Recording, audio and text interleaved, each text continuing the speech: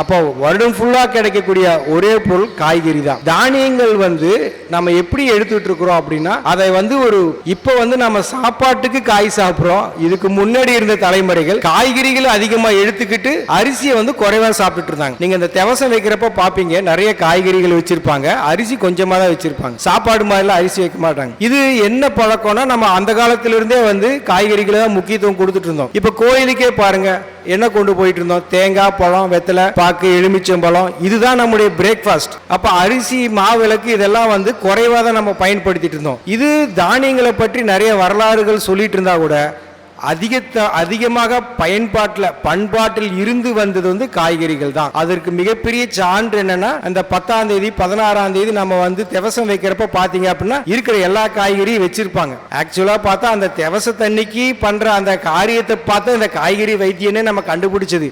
இத்தனை காய்கறிகளை கொண்டு இதுக்கு முன்னாடி இருந்த தலைமுறை வாழ்ந்திருக்கிறாங்க. அப்போ அவங்களுக்கு திருப்பி படைக்கிறதா இருந்தாலும் இந்த காய்கறியை தான் வச்சு, இது மாதிரி உங்களுக்கு பல விதமான உணவை நீங்க எடுத்தீங்க, அதே திருப்பி நான் உங்களுக்கு படைக்கிறோம்னு சொல்லிட்டு அதை தான் சொல்லியிருக்காங்க. இன்னைக்கு தானியத்தில் இருக்கக்கூடிய மேம்பாடு, சிறுதானியத்தில் இருந்தாலும் சரி அல்லது அரிசி வகைகள் இருந்தாலும் சரி, இதுக்கு எவ்வளோ முக்கியத்துவம் நம்ம கொடுக்குறோமோ அந்த அளவுக்கு காய்கறிகளுக்கு கொடுக்கணும். முக்கியமாக நாட்டு காய்கறிகளுக்கு கொடுக்கும்.